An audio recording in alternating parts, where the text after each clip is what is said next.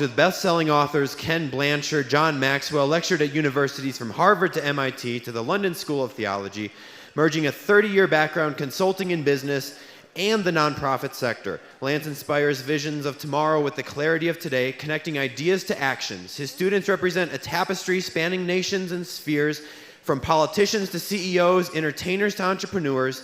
He currently directs the Lance Learning Group, a strategic teaching and consulting company based in Dallas. Dr. Wallnau is a frequent television guest and conference keynote speaker. Thousands of leaders around the world attest to the lasting impact of their encounter with Lance. If you never heard him before, you should join thousands of others. Just check out his regular broadcasts on Periscope, Facebook Live, under Lance Wallnau. So give a warm AWM and Cares welcome to Dr. Lance Wallnau. Hello. Thank you very much. Would you give this to my wife? What's she getting? She's getting a chiropractic adjustment over there? She's such an eccentric wife. Can you give someone a live link, Annabelle? When you get done? I'm going to send this over. If you can, put a live link on Al Hartman's. I want to get someone to watch what's going on here. How are you? It's good to see you all here. I see we've weeded out some of the unbelievers from the crowd. Obviously, not everyone's enthusiastic about the great American Revolution I'm talking about. Doesn't bother me. Okay, we're going to do three major things. They may seem like three different things, but they're not. They're three highly intersected things. It will just require imagination to put them together. The first thing is, I find that when I talk about the Seven Mountains, this is a business conference, and I was here listening to Cousin earlier with his triangle of kingdom influence. And how many of you noticed that he did put, Kiyosaki and then Billy up there on the top of the pyramid of entrepreneurial enlightenment in the 21st century? And I don't dispute that. Matter of fact, I will underscore the fact that one of the great agencies of transforming nations is wealth, because no nation has influence apart from money. This is a very sobering fact. If you were to list the most powerful, influential forces in the earth that are discipling culture, you'd have to see that every nation that is doing so has some kind of funding. I mean, Osama bin Laden and the craziness of jihadists was funded by Saudi oil wealth. You can't get the plane tickets for these, to come to America and do appropriate sabotage unless you can afford to do it. So wealth actually undergirds the discipling process of nations. But then the thing that I'm always burdened about, and I want you all to, I'm going to try to reframe it a little bit. When I talk about these seven mountains, it's kind of funny how people come up to me. I'm not making fun of anyone here, but people come up to me, and I'm just adding mountains down here. They go, Lance, there's an eighth mountain. This is just a concept. It's not like we're going to screw up the globe if we don't have all the mountains that you want to have represented. So whatever your passion is, if it isn't appropriately designated under family, education, government, media, entertainment, or faith or religion and business, then put your own mountain up there. Could be a mountain of dry cleaning. Maybe you think that's the secret weapon. But no, because I run into people, frequently it's doctors that'll come up to me. Now, Lance, where do you see, now right away I know I'm going to have a fight no matter what I say. Where do you see the medical or healing? Because now if they're into holistic healing, that's one category. If they're into, there's certain kind of aromatherapy, that's another category. If it's, if it's spiritual healing, if it's doctors, if it's chiropractic, so I just say, we'll give you your own mountain. The point is, the mountains are a metaphor for the spheres that shape a nation. And understand that there's a top and a bottom, that's all. And if you want to, but I will tell you this, just to start a fight, because I know someone's going to be upset, and I might as well. They can't answer me because I'm on the platform, so I might as well just take advantage of my moment. 1, 2, 3, 4, 5, 6, 7. I put medical under other spheres, because you'll never see medicine apart from a hospital or some kind of even Planned Parenthood. You'll see those enterprises are businesses. So medicine is a business. Now, no, it isn't, Lance. It's a healing profession. I know you're the doctor, but you try doing what you do without having an investment in equipment and an affiliation with a hospital or a referral from some kind of oncological center, someone is doing research. Oh, by the way, then you end up in Johns Hopkins. Well, what's that? Now you're in the university system. So it's either under education or it's under business. You won't find medical thriving without being affiliated with the education mountain or the business mountain. These people can't afford the care. That makes sense? Military, courts, judicial activism, it's all under the government mountain. Now, where it isn't under the government mountain, it's so married by the government mountain. You go to Central America, any good dictator has to be flanked by the military in order for them to take office. In fact, most of them take off their uniform to put on a suit and stand flanked by all their cronies that are in charge of the military. Why? Because military and government have always gone together. From the days of Caesar, Napoleon, till the present. The military is not far from government because the military secures and protects the democratic process or the crony that just got in from their ranks that's going to keep them in business. You understand how that works? So military is in government mountain and medicine is in, trust me, these 7 are fairly all-inclusive. It's kind of like going to a resort, the Rio in Cabo San Lucas. It's an all-inclusive revelation. But the main thing is, so don't get all anxious about where does this fit. Where it fits is irrelevant. What's important is there's a top and a bottom. There's a head, there's a tail. And the people at the top are determining what direction you're going in.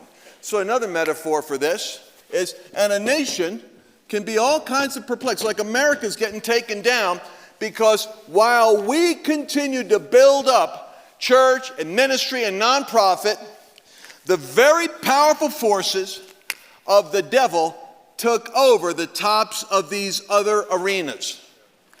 And once they get infiltrated, I don't care if it's a remnant. The gay population, homosexual population never exceeded 2.3%, 2.8% of the American population. It's only going more now because it's getting marketed and young people think it's trendy to be gay. This isn't going on. This isn't happening, by the way, in the Middle East or in Saudi Arabia. There's no gay revolution going on over there. Because it's not being popularized and made trendy and confusing. Am I a male or a female? I don't know. I'm conflicted. Not happening in Africa all over the place right now. So, another way to look at this is think of it as an airplane. Christians are all excited about revival. Well, revival can be happening over here in Coach. I want to keep an eye on who's flying the dang plane. I recognize it's only a cabin crew of 4 or 5 people. It's a remnant. But that cabin crew is going to take me wherever they want to go, no matter how much hallelujah is going on there in the aisles. This makes sense to you? And I think Christians are finally waking up. It's finally like, hey, what's happening out there? Why are men saying they're women? Why is Boris, a 500-pound Russian weightlifter with a beard, competing in a woman's sport and getting excited because he just beat them? How does that work? Well, Boris is now Bettina. What are we going to do about that? He feels feminine today. See, some are even nervous to laugh. This is another thing the devil does. You can tell the power of a principality by what people are embarrassed to talk about or what they're ashamed of or what they're cautious about because social conditioning sets in. So 1,000 little mirror receptor signals go off in polite company saying, well, that's not appropriate. They've been beating up on us and Jesus for years. Jesus' name is dropped as F-bombs are dropped constantly in the presence of Christians, but the moment you bring up something, well, what about this gay thing? Oh, I wouldn't talk about that. What happened? The cockpit got taken over while we were focusing on the cabin getting saved. It's called both and. Well, the soul is the most important thing. That's what I used to believe too. The soul is the most important thing. Well, yeah, the soul goes on to eternity, but for some reason, I don't know why Jesus was so focused on, he had 3.5 years on earth. If I was him, I would have focused on eternity only, would have trained those disciples, would have got as many people saved as possible. He did. He spends like 8 hours a day casting demons out and healing miserably sick people. Why? They're going to die soon anyway. Because God's interested in what's happening during time and space on planet Earth. He's interested in the ordinary suffering of individuals in here, down here, right now, or he wouldn't have spent so much time trying to fix them. Point of the matter is, we're called to disciple nations and get people saved. And the two are not separate agendas. To the degree that you disciple a nation, it makes it easier to get people saved. And contrary to what you think, the more you lose a nation, the harder it is. Christians have a weird, romantic, distorted notion like, well, persecution's good for revival. No, it isn't. What kind of stupidity? That's only said by somebody that hasn't had persecution. Only an idiot says that. What does the Apostle Paul say? Pray for rulers and those that are in authority. Catch us, rulers and those in authority, meaning and those with extraordinary leverage and influence. Why? That we can lead a godly and peaceable life. The reason why you pray for the political order and for influencers is so that you can have peace. Because if the devil gets a hold of them, trust me, it can be disruptive to business when you have an economic crash. You'll find out in the next wealth seminar you go to how quickly things get screwed up when socialists are running an economy. Well, anyway, these are pictures. Head, tail, above, beneath. This goes all the way back to Abraham's mandate. Jesus said, go make disciples of nations. We just don't get that. Here's what we think. Go make some disciples in every nation. We'll get some people saved. We'll set up a hut, take a picture, grab a flag, stick it in the sanctuary. Got it done. Making disciples of a nation is not finding a couple of disciples to pick off inside a nation. This is totally alien to us. This is why I know the rapture can't happen. We haven't even started to figure out what we're here to do yet.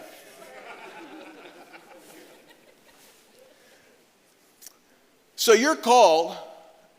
You're here. You know why you're here? There's a couple reasons why you're here.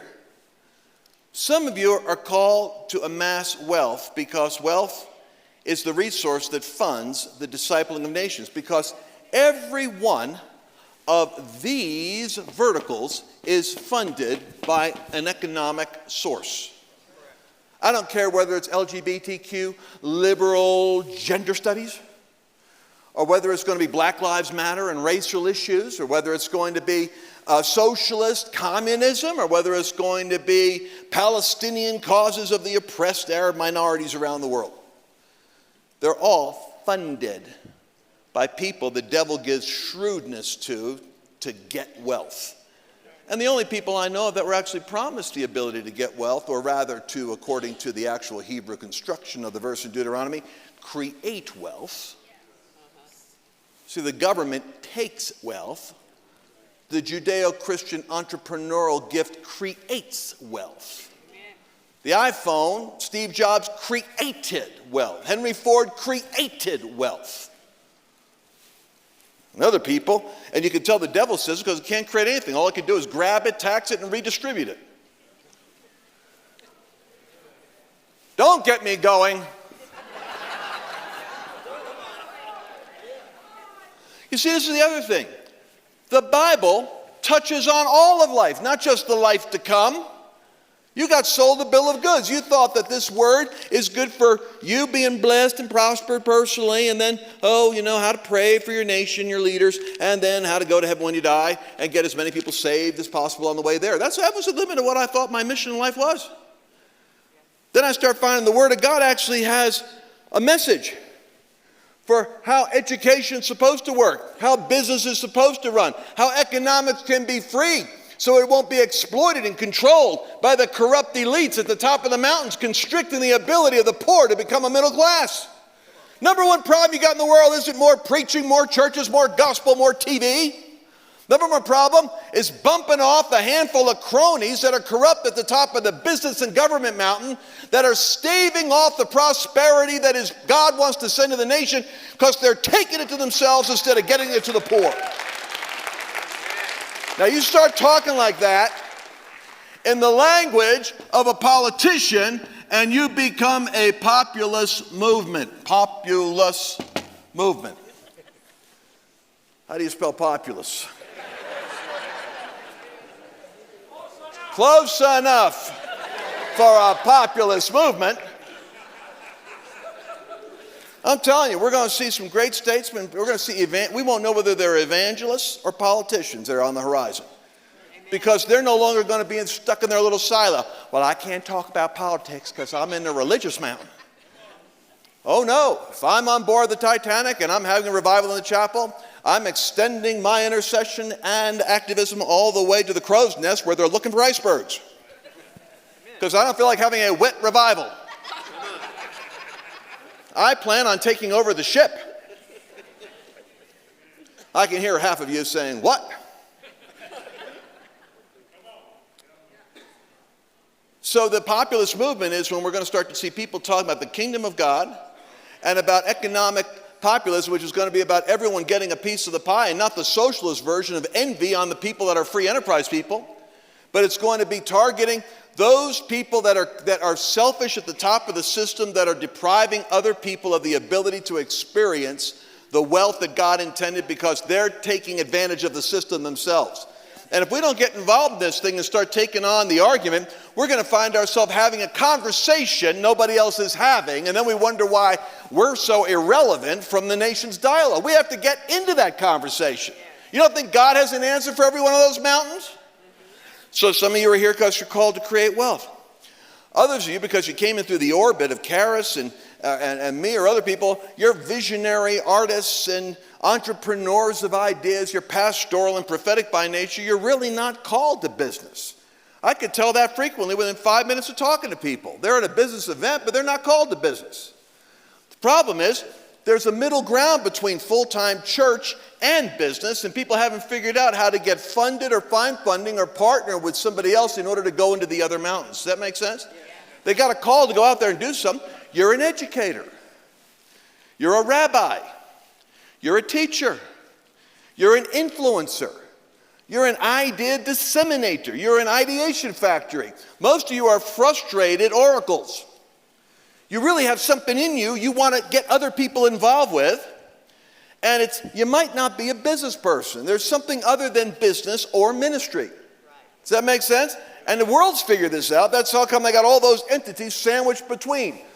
Right here, church, boom, over here, business. They've got the whole system in the middle figured out, and that's how come they go to the top of those verticals, get into the cockpit, and drive where we're going. Even if the majority outnumber them, they'll figure out how to revise territories, the Electoral College or the Supreme Court, so that they can be a permanent, in-control majority, even though they're a minority.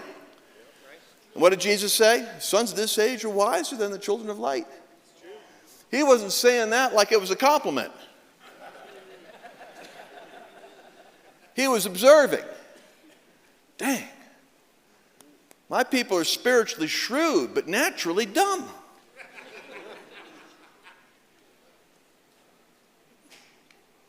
And so we ought not to be like that.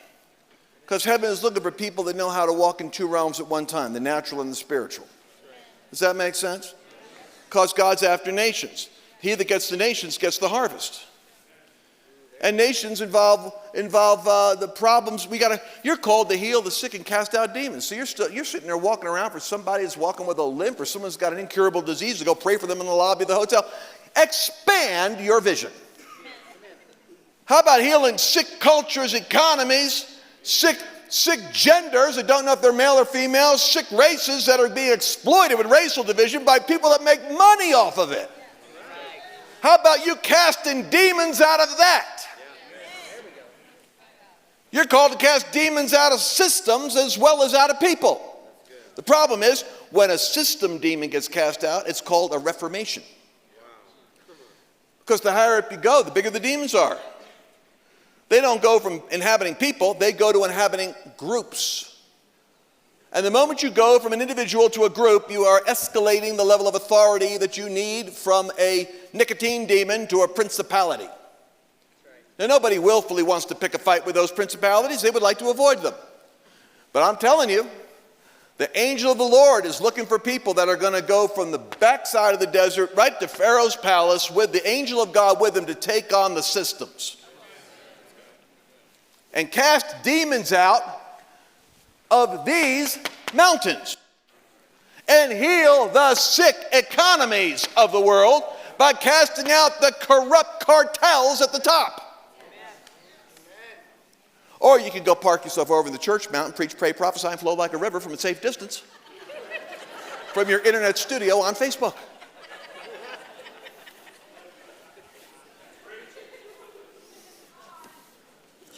All right, so let's talk about how influence happens. Christians are still confused about it. I understand it. I actually had, thank God, I had one guy who was a secular journalist came in once and said, "You really don't know how this works, do you?" I said, "Well, he just took a flip chart." After he saw this, he said, "Yeah, you got it, kind of." "What do you mean, kind of? This is my advanced studies version."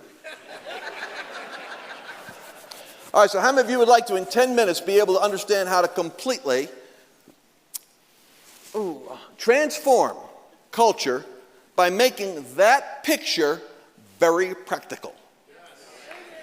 Ready for this? Okay. We're going to have to lay down a little heat map here. How many of you are called and you are unembarrassed? You've got that Cousin Billy anointing where, you're interested in wealth, all the money you can get a hold of and for God's purposes.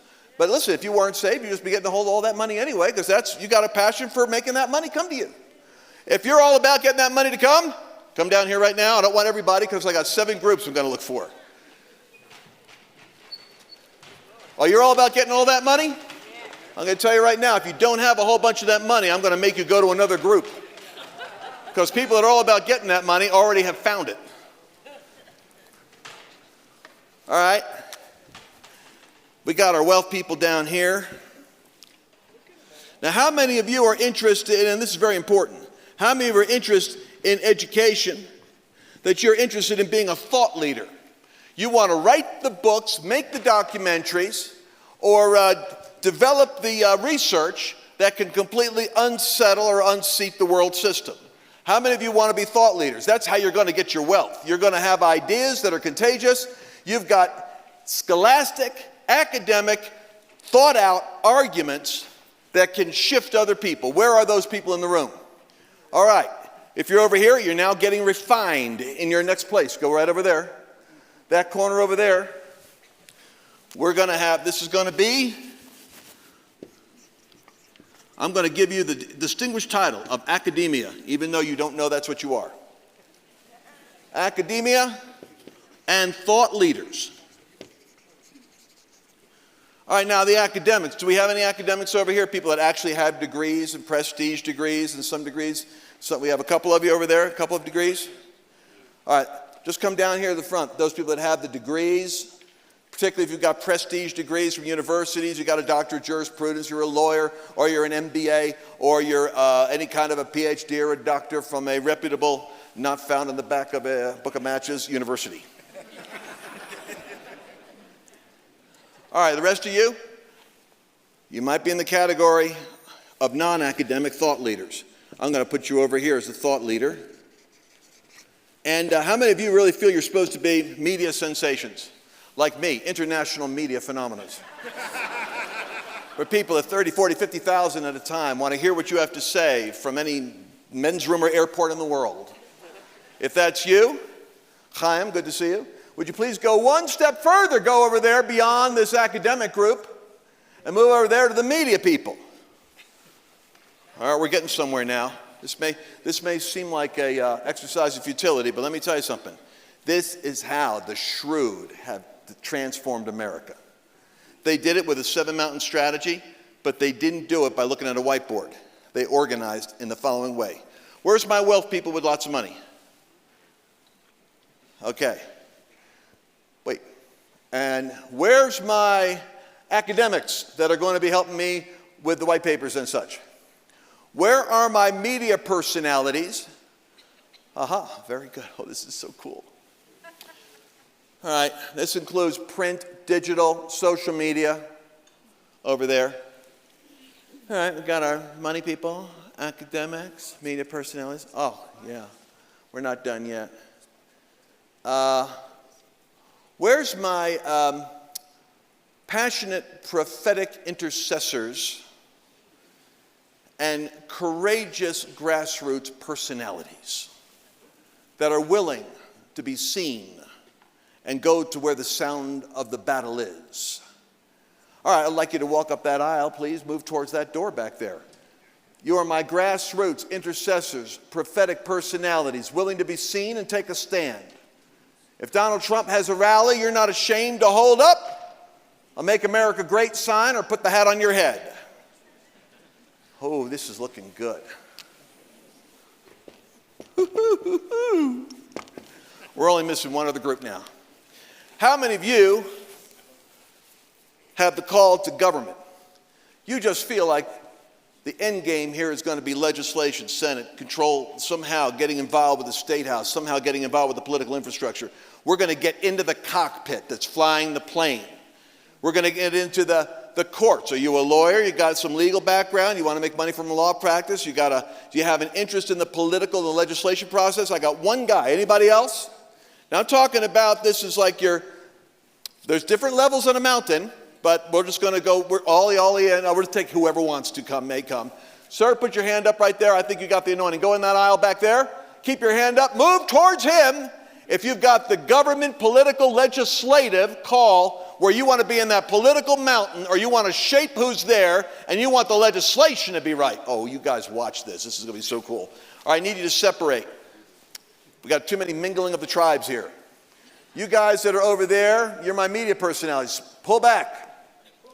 You guys that have academic or prestige degrees, ever done a white paper in your life, ready to practice, ready to experience the scrutiny of scholastic pushback, move towards here forward. Those of you that are willing to stand with them in academia, schools, high schools, etc., education system, stay there. All right, you guys here, are you my activists, prophetic activists, and intercessors? All right, I need you to back up a little bit so that we don't get you confused with our academics. Wealth creation. Oh, this is great. Now, this is very important. I need to have a prize. We need to have a symbolic image of what the prize looks like. All right. I'll tell you what we got to do. Well, we'll just have to do it this way. I got the Word of God. This is our problem. We're not taking the Word of God into all the world. We're sitting there staring at the world and wringing our hands and saying, well, the end time's coming. All right, so... Wealth people, take that word. The Lord says that He's given you the power to create wealth, to get wealth, and He's also called you to disciple nations. You know what the problem is? You got money, but that's not enough. You need to change the nation. If you could do it, you would do it. But then God frustrates you because you've got the resource, but you want to tell that politician what to do. You want to get that book written. So here's what you got to do. Whatever the issue is, we're going to talk about the suicidal nature of transgenders who are under the oppression of a white male patriarchal society of heterosexual marriages. We are desperately concerned with advancing that transgender plight because we know that 0.0007% of the American population is suicidal because they're a man trapped in a woman's body. We're going to take care of that. You got it? This is going to be this is the burden. This is how the left does it. I don't even want to take a Bible and do this. Give this to me. I'll give you the Bible for when we fix it. I need something else. Yeah, your notebook. Here, hand that notebook to him. All right, there's your agenda. You're going to disciple America for transgenders. What you got to do is, watch this.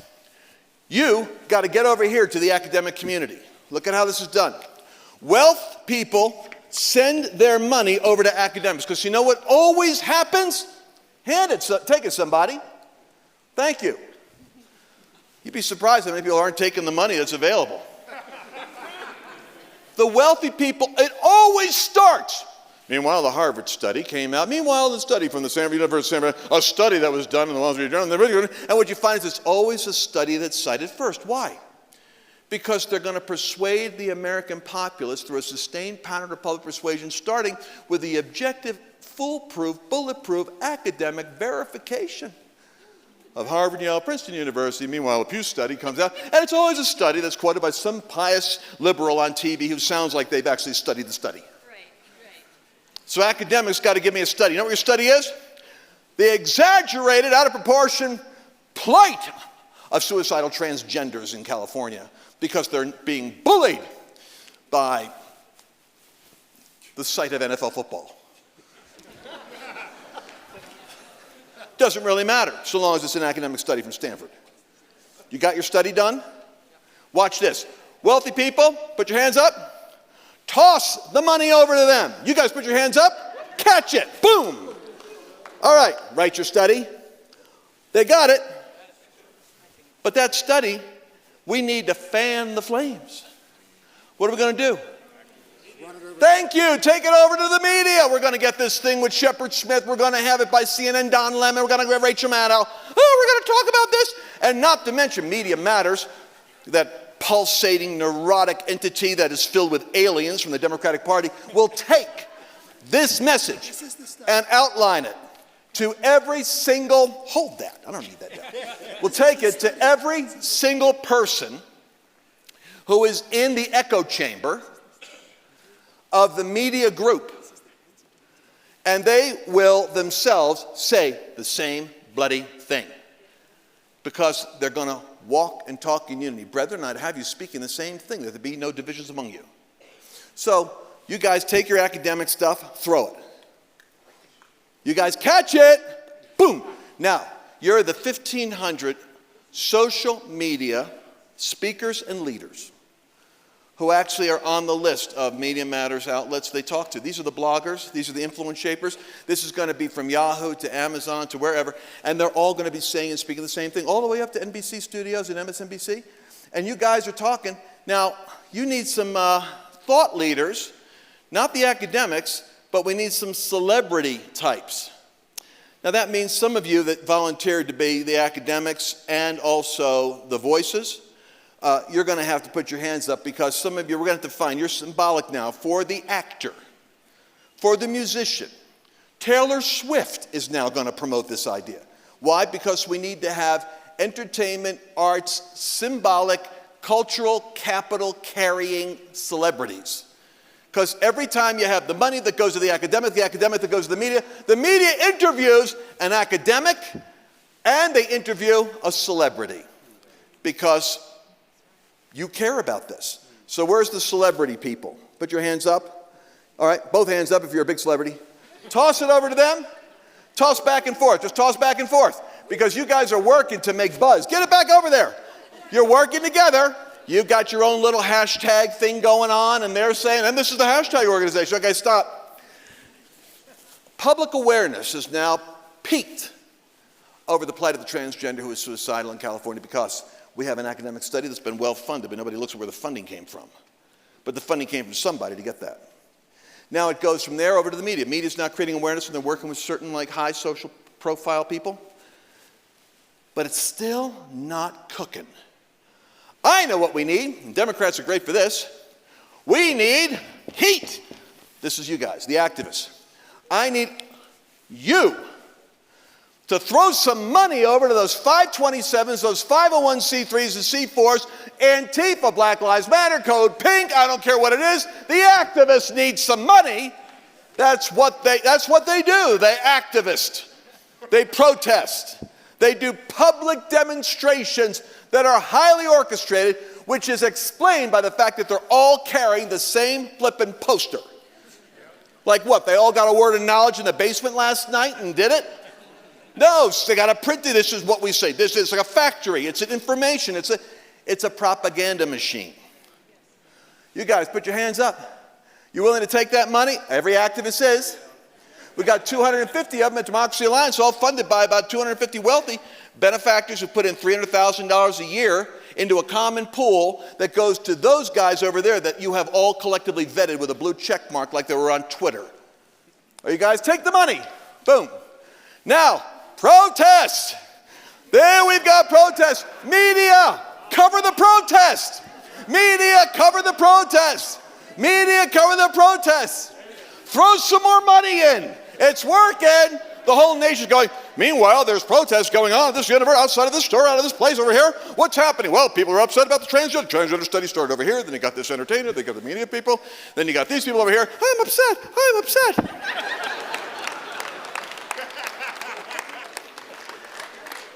Now, if they're adequately upset, there's all of you. Put your hands up. You guys are now just shake them, because all of you are now making a racket. Point that way. We want a politician to solve the problem. Politicians, by the way, you got your money? Throw it, catch it. Boom. Because politicians all catch money. Now, you guys are in office for one reason, to take care of this. You know the only way that you can pass that legislation is if there's enough media buzz based on the right arguments, backed by enough people to convince all you spectators out there are America. And you're watching this spectacle, and you're thinking, well, I guess something's going on with transgenders, I guess. I'll go to church and find out the Bible doesn't have T, doesn't have anything for transgender. Go to the pulpit, 90% of your pastors don't want to talk about it. You're not going to get any clarity in the pulpit. I don't care who you watch on TBN, Daystar, they're not talking about transgender problems. They're going to be talking about how to get blessed, how to avoid strife, how to get healed, how to whatever. 90% of the issues these people are manipulating in the American psyche are not being addressed in places like this. This is a rare exception. So, you guys now have the power to legislate. So you legislate. Go ahead, write your legislation. Boom. Done. Put it in the mailbox. Boom. California has just passed a law. Media. California just passed a law. It's solidifying. Boom, put your hands up. Now what are you going to do? You're going to toss the process to the next state over here. The next state is going to be Washington, or it's going to be New Hampshire. And the process, where's your money? Fund it, because activists don't live everywhere. Some of them got to get bussed around, got to fly in. You guys ready? In Washington State, sanctuary city, boom, everybody, business, throw your money. Academics, throw your information. Social thought leaders, throw in your Twitter following. Media people, let them know about what's happening with sanctuary cities. Activists, activate. We got more sanctuary cities, or we've got more policies for transgenders. Meanwhile, the vast part of Americans are sitting there embarrassed to wear a Make America Great hat. Because we don't have these mechanisms on our side. None of them, because we've surrendered academia to the liberals. We've allowed the wealthy to organize, and when the conservatives do organize, they fund their own favorite pet project. They don't think strategically like the left does. They don't do it in packs like wolves. Thought leaders are scared to death. They're going to get deplatformed by Facebook, demonetized by YouTube, or be removed from their search capacity in Google, so they all become like the Jews who know Jesus is Messiah, but for fear of being put out of the synagogue, they rationalize making a living as a business and giving their money into the church, and they continue to let their light shine only so far, lest they get deplatformed, demonetized, or lose their status on a search engine. We got a problem, people. This is how the left discipled America. They did it through Business Mountain. Our business people, boom. Wave business wealth. Working with academia, wave academias. Working with entertainers and thought leaders, wave thought leaders and social thought leaders. Working with the media, wave Mr. and Mrs. Media over here. And finally, getting the government to do what they wanted to do. Strangely enough, the church and family are bystander institutions, just watching the collapse all around them. Which wouldn't be so bad if the church wasn't like maybe 40% believers of the population that outnumber the people that are in the cockpit 10 to 1. We just aren't as organized, we aren't as mobilized. I don't mean to depress you with reality, but how many of you now see how the system works? You guys see how this works? All right, why don't you have a seat?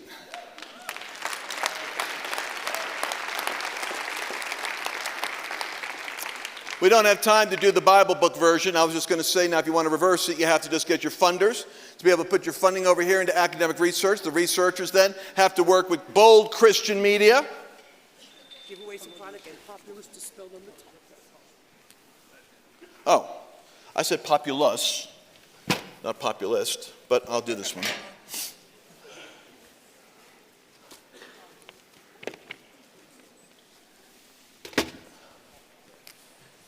Yes, of course, the populist movement would be there.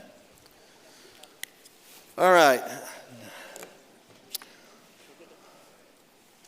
You all get that? That's an entire sermon condensed into one living illustration. Hope you got that. All right, let's go. We got 15 minutes here. Let me talk to you about how to take your own plan, whatever God's called you to do. What I've found is that most people do not know how to. So we heard Dean Radke talking about teams, and I do believe God is calling people to come together. So if you really want to make a change, what you want to have is you want to have your wealth funding, banking. Make sure that you've got your media and marketing together. In other words, these pieces, these 7 mountains actually work within an organization. But I want to compress it for everyone here that is at a business event to see, regardless of what enterprise you're in or where you're called to go, there is a way in which your team can be evaluated that you need to know about right now. This is called an innovative team process. And the reason why it's so powerful is because the innovative team process speeds up your awareness of what you're missing. How many of you know that your team can manifest your dream if God leads you to the right people? The wrong people can really mess it up. So let's take a look at it. Let's go with the first illustration. I want you to see. Oh, I've got the ability to do the illustration. Thank you for helping me. There we've got 4 different quadrants. This is something which took me a while to find out, and it's one of my favorite disciplines. There are certain people that focus on what is possible. Typically, somebody who is a creator. We'll put a light bulb here. Bing. How many of you are naturally creative? And you tend to put your energy on innovating and creating what doesn't exist. Put your hand up, because that's largely an entrepreneurial facet. So for the sake of brevity, let's say here's our creator. Creator, personality, gets the ideas. The challenge is the creator needs to work alongside of somebody who can take all that brainstorming and advance it into what we need to do is 1, 2, 3, A, B, C. This person here is called the advancer. When these two get together, you've got a real magic happening. You know why? One is saying, why don't we do that? And the other one's going, wait, what'd you say? Let me check that. Yeah, here's what we would do. And they've even got a little Rolodex of people. I've got to talk to so-and-so, talk to so-and-so. Creators and advancers can build entrepreneurial breakthrough things. So you've got to figure out, what's dangerous is you'll attract to yourself another creator. Because creative people love creative people. And both of you have more ideas than you can execute because you're constantly advancing. Does that make sense? So what happens is you got your people focusing on possibilities that are over here. You got to find that advancer. The difference between a creator and an advancer is the advancer thinks in terms of what we need to do to get it done. And so they build a space shuttle. The problem is, in tragic history, the space shuttle blows up. Why does it blow up? Because it's not enough to be able to create and advance. You also need to be able to critique and refine. And these people, creators, don't like being around people who are constantly raining on their enthusiasm. It's hard enough to be the creative, bold, innovative leader that I am, let alone being around all these negative unbelief people all the time. So they perceive people that are not walking in unity, walking in agreement, walking with the same vision, walking hand in hand, having the same spirit, they perceive them as not in alignment, not in agreement. I've seen many a faith pastor destroy their own potential because they insisted on alignment on the assignment and agreement on the vision when God sent them somebody that could show them where they were off track, and in order to get where they wanted to go, they needed to change the way they were doing it, but they killed off all the refiners because they didn't think they were in unity. Really dumb strategy. So what you've got there is you've got these people here are going to be driven by something different. Possible and real. There are some folks that are focusing on reality. What's possible is one thing. What's realistic is another. And this is where you get great quotes that I've learned from Vern Harnish and other business coaches saying, you can't boil the ocean. When somebody comes to you and says, and we say, what's your market? And they say, the whole world. We know we're dealing with a novice. Because it starts with the niche where you are. Hey, listen, when you're in ministry, called the whole world is my parish. No, it isn't. The Apostle Paul said, I was sent to the Gentiles, even as Peter was sent to the Jews, and though I'm not an apostle to others, doubtless I am to you in Corinth, meaning he knew the measure of rule he had. He knew where he had authority and where he didn't. And here's a secret. Whatever battle you get into, if it's in the territory you're assigned to, you'll come out on top. The secret is not getting in a fight that's outside of your measure of rule. No man will be able to stand before you all the days of your life, Joshua, so long as you're standing where I put you. So we've got people that focus on reality.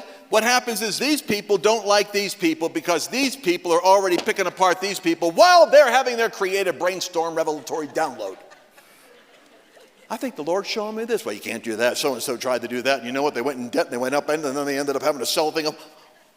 Get rid of that demonic unbelief in my presence. So you quarantine these people. This person talks to this person. This person talks to this person. Now you see where the Z comes in. This person over here has to do something. Where are they going to go? They're going to have to, once they have, here's how this thing works. This person gets the idea. If you're the CEO here, beware. You got to have that advancer. But make sure you've got your lawyer and your CFO or financial refiner idea person. Make sure you run it past a couple of filters so that you don't end up blowing this thing up. And then what happens then is this person here takes the idea. These people, oddly enough, can work with these people. Because the people that work on possibilities, people that work on realities, they can actually get along with each other. This person talks, this person, here's the problem. You can't do it as a 501c3. You could do it as a 501c4 and a super PAC, but then you'd have to have separate books. Just remember, you could do that, but you can't do it as a nonprofit. Oh, is that the problem? We could do it, but we got to set up another corporate. Oh, okay, well then what do we do? Now these guys are actually talking through this person. And only then do you send it on to, my brother Dave Metcalf draws a much better chicken than me. But I'll figure out how to get it. Gobble, gobble. And it's like, this is always some kind of dysfunctional bird I got.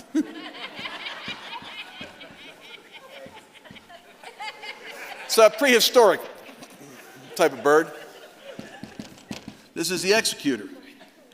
The executor is the person that thinks in terms of, are you guys done? You see these people in a meeting, it's real funny. These people have a furrowed up brow like they're tasting something that's a little bit bitter while this person's talking. This person is doubling up the persuasion because they're looking at this sourpuss in the room.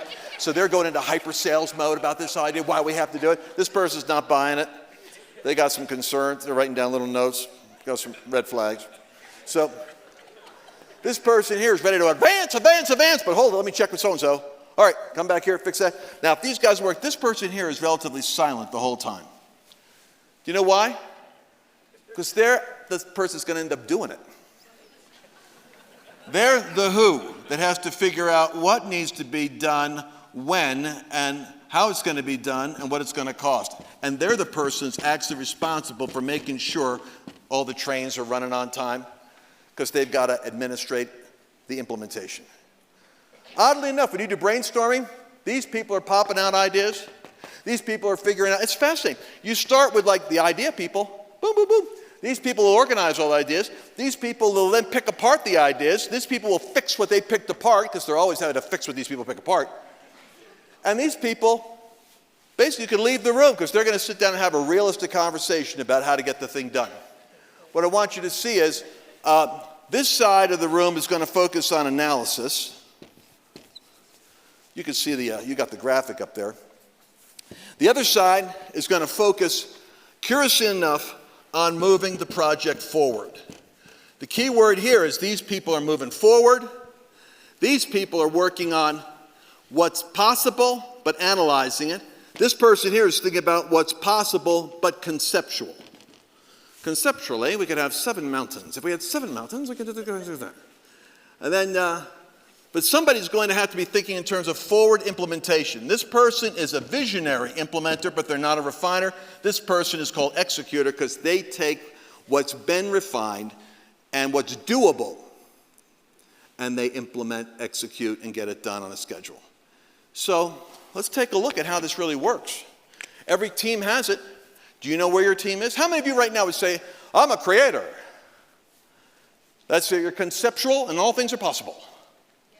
How many would say, I'm a possibility advancer. You get me around a visionary person and baby, I can take that thing over the goal line. It's a very rare gift, by the way. There's fewer of these than any of the other four. That's why these people frequently go into business for themselves. Just a heads up. Because once they hang around enough knuckleheads like this, they say, well, I could do this on my own. I'll hire these people. I'm the only person that knows how to get this thing going. But then, how many of you would say, aha! I'm a refiner. That's why it is that I'm always picking things apart, and I don't like the other guys. Even 7 mounds, it needs to be 8. It needs to be 6.5. I would change it. A refiner frequently takes what the creator does, and I see it happen with me. It's not 7 mountains. It's 7 streams. It's 7 spheres. It's 7 pillars. It's 7 brides for 7 brothers. It's 7 dwarves. It's something else. I don't like Lance. He's a little too this. He's a little too Trump. He's a little too that. So they basically take what someone else created and refine it, and this is what really burns the butt of innovators over here. This is the Kiyosaki warning. Someone else will trademark and make money off of your creativeness because you weren't shrewd enough to put the right trademark on it, dummy. Right. Anyway, if you can get a godly refiner on your team, it's a great gift. And then you got the executors over here, possibilities, realities, conceptual or analyzing, moving things forward. My wife, for instance, is a gift. Some of you are right here in the middle. I'm not done yet with my analysis. How many of you are refiners again? Where's the refiners? Refiners can be CEOs. I've worked with organizations where the refiners are all CEOs. It's not a very optimistic organization, but it's getting the thing done. And oddly enough, they're bringing me in for vision, always. It's like, Lance, we're a little stuck here on the vision. And then I do this analysis. Oh, I see. Did you ever have anyone here that was spontaneous, full of ideas? Oh, we got rid of them. Yes, exactly. I could see they wouldn't fit this culture of perpetual cynicism. So, how many are refiners are great because they're the people that can see into the details and flaws. How many of you constantly see flaws in everything? Let's be honest about this. No matter what happens, there's always something that could be done a little bit better. These are the gift of improving. It's not good for a marriage, but it's good for a business. Now, how many of you are executors? That is to say, look, I don't know what you're talking about. My company, I got the wealth, I inherited it, but I steward that sapsucker. I'm the one I control what happens, when it happens, who does it, how it gets done, how much it costs, what the accountability is. There could be executors that are CEOs. But what do they have to have around them? Duh, they need creators, advancers, and refiners. And if you don't have the right team culture, then here's the problem. This doesn't correspond to temperament. I could talk to you about temperament, and I could show you how, in reality, the D's and the I's and the D's frequently happen to be the creator advancers. This is frequently a C function, but there's a lot of D's that are refiners, and many times there's S's and C's. Most of the time, that's how it works out in those quadrants. So if you wanted to transliterate this into, well, I know temperament, I know Myers-Briggs, I know disc clearance, how does that fit? Well, not exactly, but it does. My wife comes along, and she fills this remarkable role in the middle. You see, because here's the important thing. Some of you could be a moderate creator refiner. I have a little bit of both, Lance. I can't put my hand up because, well, sometimes I'm innovating, but then I pick apart my own ideas, and then I come up with a solution, but then I pick apart the idea, and then I kind of pick up, and then that's the reason why it's been 8 years, and I'm still working on that statement. The vision, I'm getting close. So if you're a creator refiner, I know what your problem is. It's internal dialogue. You have an idea, you don't like the idea, you come up with a better idea, then you pick that idea apart, and then you got a better one, and then you go back and you refine it, but then something changes the subject, and you're on another idea, but then you go and refine the idea, and then you got this. If it wasn't for my wife, I wouldn't have a single product. It's a fact. Not one. You know why? Because they're never exactly the way I want it. It's not the right title. It's not the right color. I could do it better. I could do it again later. I got a built-in critic all the time, which is crazy because I'm totally spontaneous, but I'm constantly, when it comes time for a product to go across the finish line, let's wait a little bit, let's get it. So there's a lot of procrastination. I have to surround myself with people that are driving the process. So you could be an extreme person out here, or you could be a moderate creator. Facilitator is somebody who's in the middle and can relate. How many of you can relate to all four? Well, I understand a creator. I get the advancing. I understand refinement. Doesn't bother me. I can get along. You're a natural born facilitator. That's a great role. All right. This is an organization, typical organization. Do you know we could do a profile on your company right now, and I could tell you your number one problem? I could forecast it based on who you attract and who you've got leading. This is a profile right here. What would you say is one of the challenges this organization has? I've done congressional staffs. This might be a congressional staff for all I know. I've done congressional staffs. I've done CEO teams. I've done visionary. I've done nonprofits. Well, it's like a shotgun blast. What we got is, I would say we got some creators here. I would love to see those two creators, the two refiners and the analyzers who are out on the outer limb. I'd love to just have the four of them on the stage and talk about their personal relationships.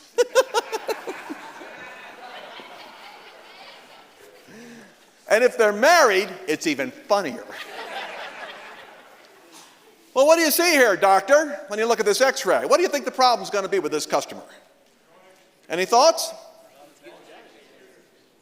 They're a little bit heavy over here, wouldn't you say, on the refining side? And looks to me like those refiners are kind of, and a couple of bold and frustrated innovators are in that group coming up with ideas, and for the most part, they're going to tell me, you can't get anything done around here. These people will kill every idea. They refuse to take a risk. By the way, even if they agreed between the creators and the refiners, they'd be perpetually refining a brilliant idea, but they don't have anybody advancing and executing. They don't have anybody there to pick up the ball and run it down the field. They don't have anybody there to do it if they did have advancing. Who's going to actually do this? Well, not me. I don't know. I'm coming up with another idea right now. And hey, I'm keeping an eye on him because the last idea almost put us out of business. When we talk about this, every one of you has a combination.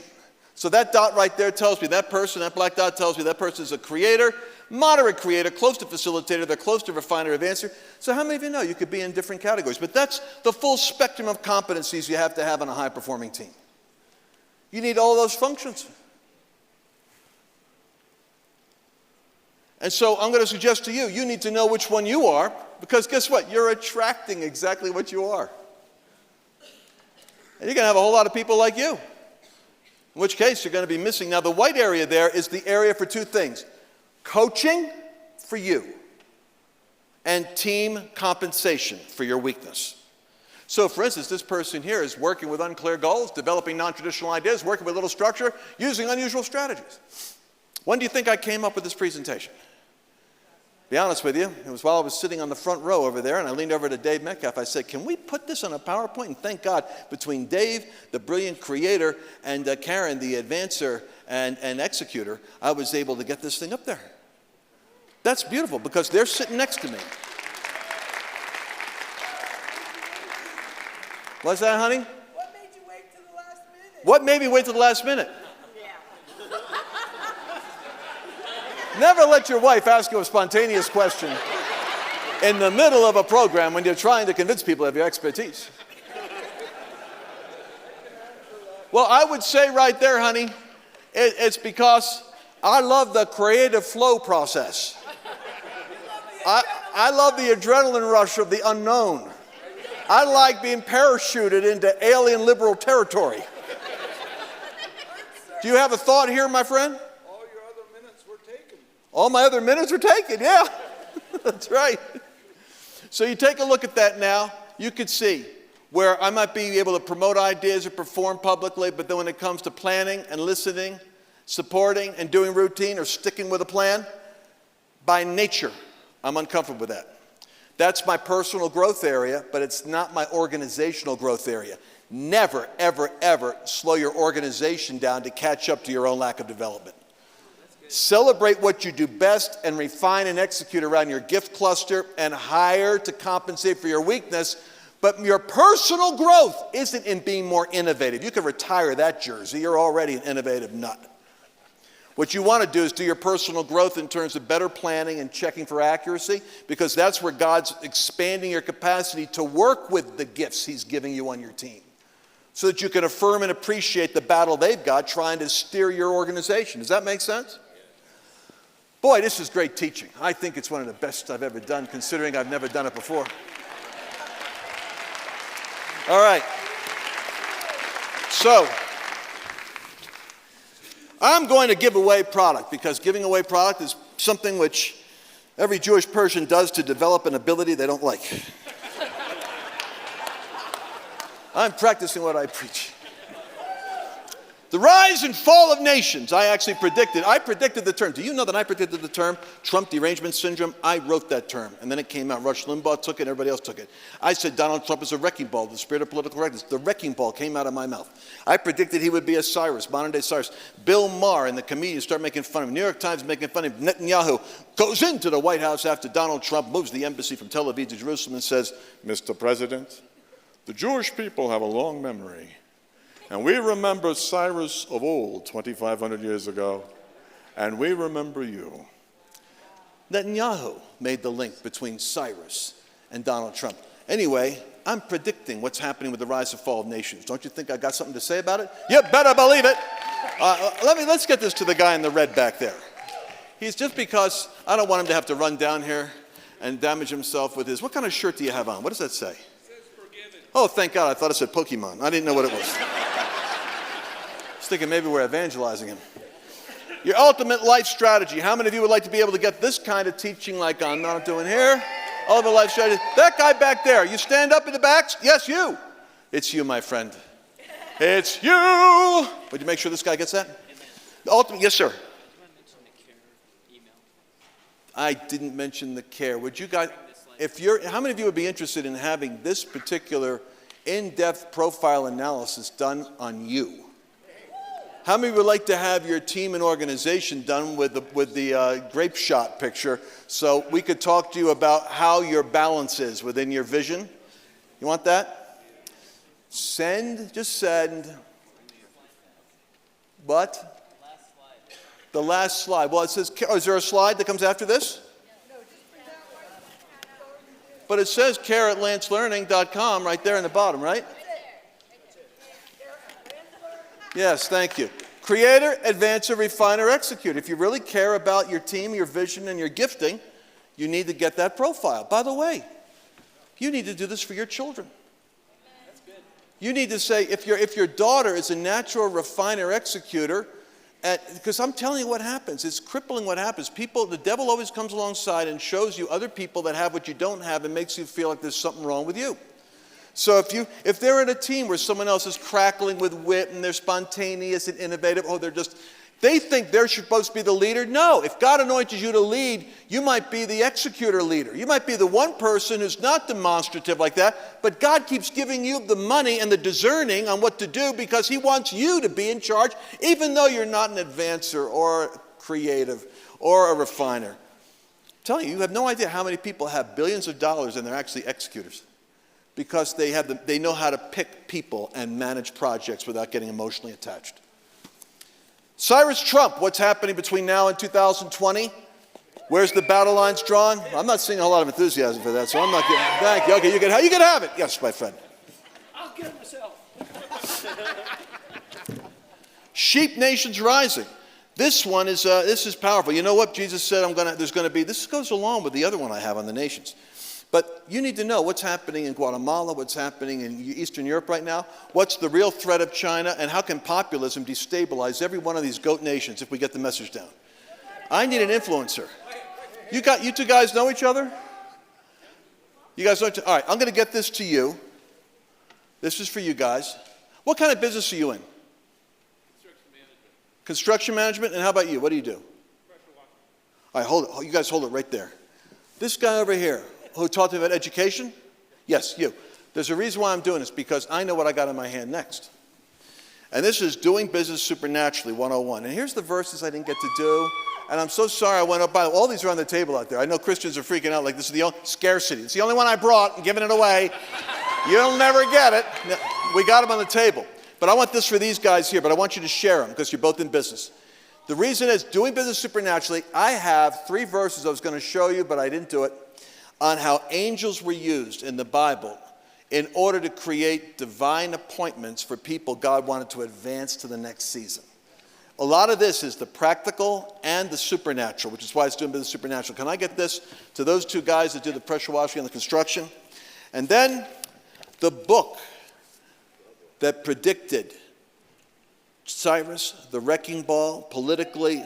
Actually, what else did I do? I said that, it was Trump derangement. And I specifically said what's going to happen between now and 2020. This is for the lady right there.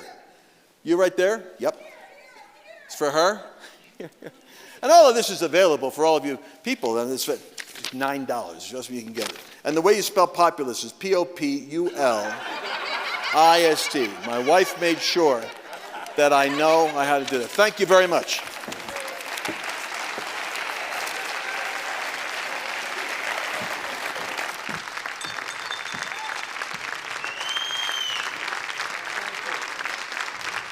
Thank you. Guys, if that doesn't get you stirred up, I don't know what will. That was incredible. Thank you, Lance. Please avail yourself to his product. Hey, we're going to dismiss for lunch in a minute, but I've just been alerted to an amazing deal that Dean is offering. So if you were impacted by his message, he is offering a 10 months to pay program for his Maximum CEO and the courses that are back there. So stop by his desk, you make the first payment today, and then he'll trust you on the rest of the 9 payments, all right? So take advantage of that deal today.